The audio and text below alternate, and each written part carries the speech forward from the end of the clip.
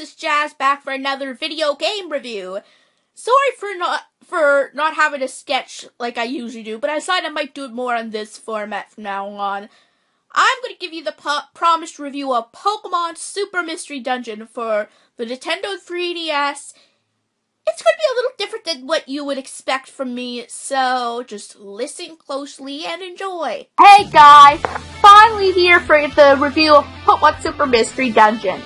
Now, it was made by the Pokemon Company in Chunsaw, I believe. I'm sorry if I butchered that name. And I did a few other reviews of this, but I wasn't as educational as I should have been, like I was on the other ones. My opinion of it has changed drastically since my top 5 3DS games. I haven't 100% finished it yet, but I decided just to go on with it without 100% completing it. So I'm sure by now my opinion will not change any further, not in a bad way. Now, I originally complained about how difficult it was, you couldn't level up and stuff, but I really mistook the point. Because what I'm about to say next is the category. The genre of the game is roguelike, which is a lot more difficult than the other Mystery Dungeon games. It's meant to be tough. So anyway, I'm going to decide, I'm going back on my categories of like the graphics and everything. I'm going to be more educational on this too. I want to say what I will say be the easiest. Graphics. They're breathtaking. I mean, what else is there to say? The graphics are really good. I mean, I guess, like, just like Gates to Infinity, they're both extremely well done. But there are some things in Super Mystery Dungeon that I think might overtop Gates to Infinity. Just like most Mystery Dungeon games for its generation, it's really well done. The sprites are so well done. To think they have to have over 700 sprites. In Gates to Infinity, it was only up to Gen 5. So you only had so many sprites. There were quite a few up to Gen 5 too, but with this one you have to include Gen 6 too, so they did really well on that, getting overworld sprites for all over 700 Pokemon there was. They had beautiful graphics, because during a lot of scenes there was a group of Pokemon together. The water animation, the flowing animation was absolutely breathtaking. The dungeons were well designed. I really don't see much wrong with the graphics at all. I mean, that's one of the categories that's just nothing wrong with it, pretty much, but there could be others that might see this little details. I don't see them as much. To me, graphics are near perfect. On to the sound and music. Again, pretty spot on. Like I said in my Explore the Sky review of how it fits with its area, same thing here. The music fits the dungeons, fits the battle scenes, fits like the scenes.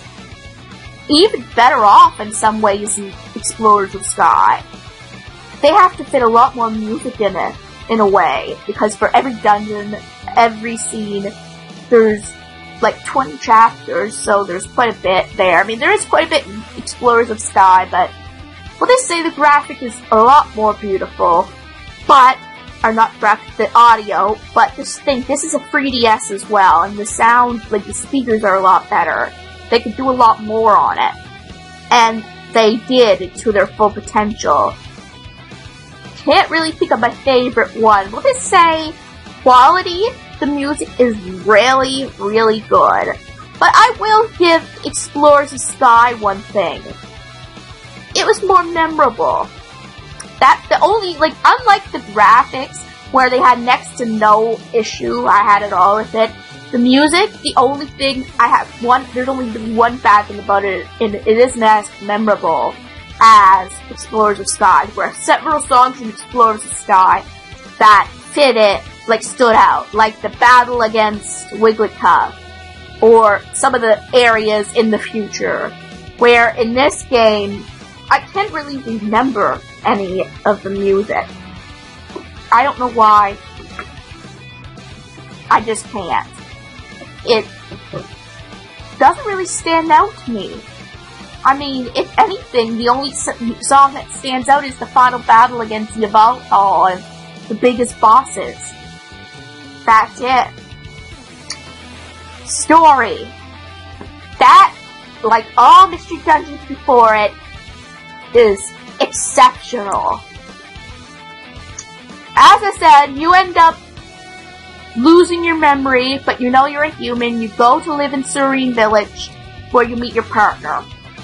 Difference is, you don't, like, well, you know what, backing up for a minute. Pretty much the story is that a Pokemon are getting turned to stone. You and your partner want to join the Expedition Society. You also have to save the Pokemon world. That is the same. And there are some pretty good plot twists in this story as well. Not going to reveal them. Well, I might. You might see some clips of it here.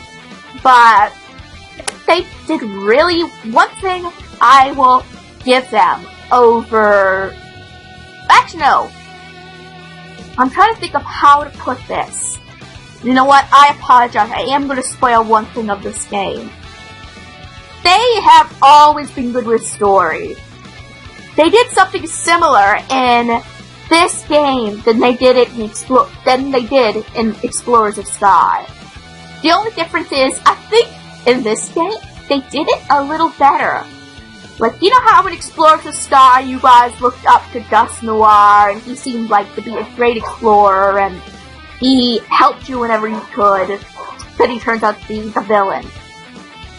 They did this with the character Nuzleaf. But they did it better in this, because he was your friend since the get-go. He was your partner's parental figure, guardian, literally, you lived with him. Where Gus Noir comes in near the end, like the middle of the game. Very, very, like, close together. Right? Like, it's about, like, chapter 13 in Explorers of Sky, about that Gus Noir comes in. Nuzleaf is your first partner in your first dungeon. All this time, like, he seems so cool and sounds like he cares about you, only to find out he has been the one turning Pokemon to stone. Actually, him and Yveltal and the Bohemian. But the point is, he's one of the villains. You trusted him with all your heart, and they did so well concealing it to that point. You were none the wiser. I mean, some people with extremely high intellect and skepticism might look at small little things Nuzleaf had done, like the fact that he went on a lot of trips and left you alone. But really, besides that one feature, I never saw anything like I never saw any reason for him to be the villain until that point. Now, that is one big thing that shows how well they did their story. They were able to hide the character of Nuzleaf until that point. They did that kind of with Gus Noir, but it just didn't feel like the character wasn't as developed, and he's a Gus Noir. Then again, a Nuzleaf is a Nuzleaf, and Shiftry is also dark. But actually, the other reference to the Nuzleaf line was in the first Mystery Dungeon game with Shiftry. And he wasn't a really nice person a Pokemon at first, but he wasn't like the villain. He ended up like changing his character to helping others and wanted to pay your team back. Where this one, he was a dried out villain and acted good the whole time. And again, there's a twist in the very end of the game.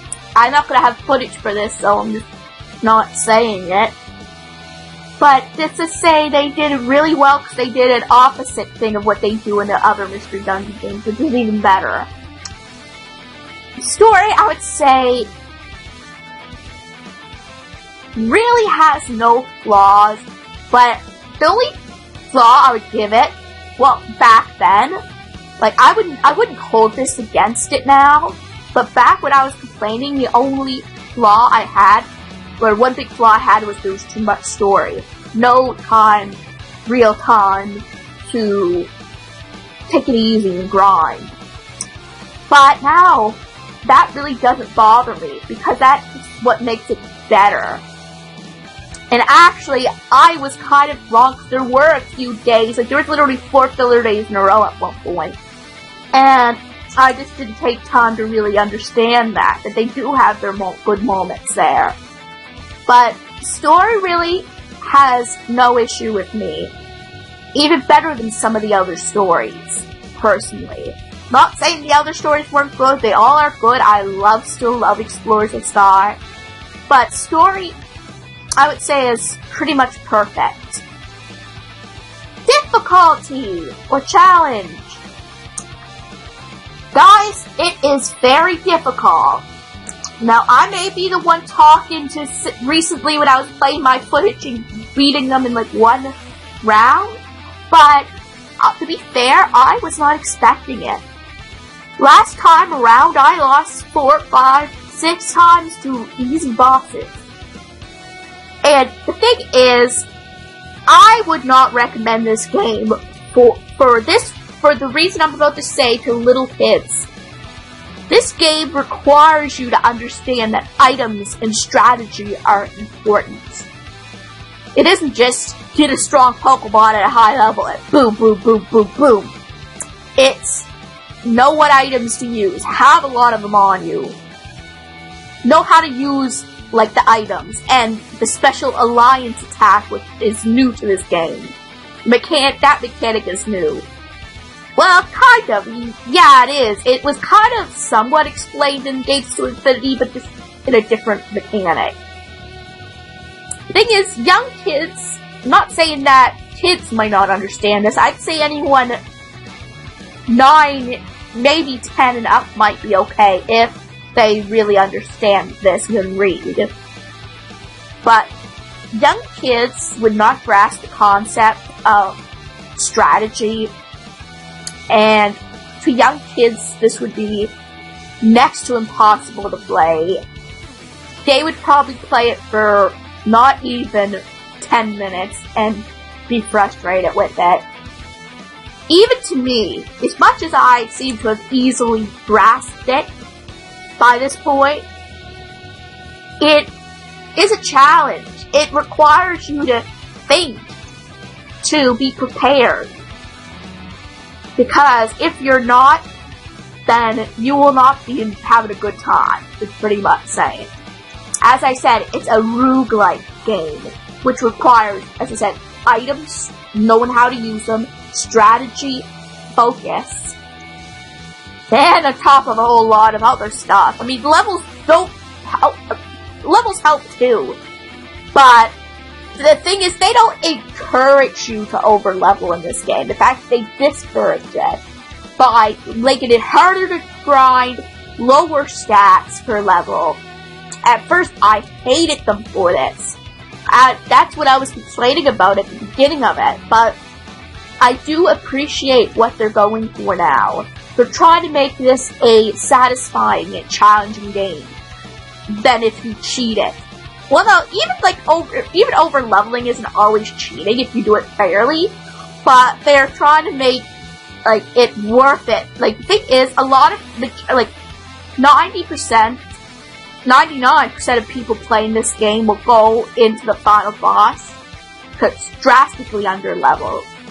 Because they only, yes, I said they gave me 4 days in a row at one point, but that's saying leveling up is slow. So those 4 days didn't help me much. Maybe I gained a level if I was lucky. Thing is, at the beginning of the game, I never got to level 6 or 7 till 3 or 4 dungeons in. So that's how bad it is. So the challenge level is, I'd say an 8 of 10 if I were to give, this isn't the rating of the game, I had to give it a rating of the challenge. Because it's really difficult if you are easily frustrated. But for those who love the challenge, this would be so recommended because I'd love to see their face. I just would. Replay the replayability value.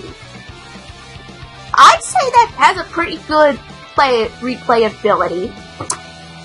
You have to connect all the orbs, like all the Pokemon, which is the only other thing I forgot to bring up. Unlike going into, like the other games, going into dungeons recruiting Pokemon, you have to take on quests and connect to them through those quests. And that is kind of good in the way that you won't get the same Pokemon over and over. But at the same token, you can't, like during the story and during like the actual game, like when I say game, I mean not on the other mode where the Pelipper Island, which is another feature. You only can use certain Pokemon on certain days because they may take breaks, is what they call it. So, but anyway, with that said, you have a lot of replayability because you need to recruit all 700 and something Pokemon through those quests. You can't do a lot of them during the story. You have to wait till after the main game. And after the main game, that's all you do. So, even then, like, the story up to the main point, you don't get many days, you don't get, like, much free time to do that. But after the main game, like, you lose, obviously, like always, you have to, you know, I can't even say this without spoiling, so I'll just say it without the big reveal. Let's just say it's your partner who goes away this time rather than you. And you have to work to get him back. Or her, whatever it is. You have all the time in the world there. Like, unlike the main game where it's pushed along, after the credits roll and your partner goes away, you can play as much of Connection Orb missions as you want until you want to go to that dungeon to look for your partner, or whatever it is. It's like, it is hard to explain it. Which is kind of nice that way, but at the same time, then it gets long, because you can't evolve until you get your partner back. So, yeah. But anyway, a lot of replayability value, really no complaints there. Well, kind of, it can be long, but it can be long especially when you can only use certain Pokemon on certain days and you can't have this dream team all the time.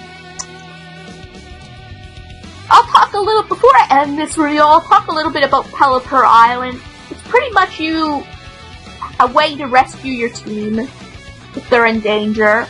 It's also, you can also go in there with any Pokemon that's been recruited any day. You can play that as long as you want. You don't have to worry about them being away in that island. You can go and take Pokemon, make a Pokemon team and go and look for items and scavenge items by just going into the dungeons if you want. That's one way to scavenge items, which is really nice. That I will give compliments to. The only downside is you do not get experience for anyone but who you're using, including your partner and yourself. So, unlike companion mode in the Gates to Infinity where you got a bunch of experience for your partner, yourself, everyone else, that mechanic was removed in Super Mystery Dungeon, but I'll rest my case, that isn't the biggest letdown in the world, where you can get a lot of tiny reviver scenes and items that could obliterate other Pokemon. So anyway, guys, I really don't hate this game like I thought I did anymore. In fact, if I did another list of 3DS games in a higher category, like the top 10 or whatever, that would make my list for sure. Gates to Infinity, I still do like a little better, it's my biased opinion. But I'd say I would give this game, I'd say a 7.5 out of 10. There's some things that I really just, in my opinion, don't care for, but I do respect that the reason they do these things, and they have really good graphics, and I could have given it an 8 something, but I tried just to make it mid-ground. Other people might give it a 10 out of 10 or something, but I'm not saying that they don't have, those people aren't correct either, but in my opinion, they do have its faults. It's not really good for kids because of some of these issues that I did bring up, and the genre is it's supposed to be aimed at kids. So that is a big drawback because only adults, only older children and teenagers to adults could really understand and enjoy this game for what it is. So maybe next time, Nintendo, your heart was in the right place, but maybe you could make an option like you did in the Omega Ruby Alpha Sapphire, like to turn off the difficulty.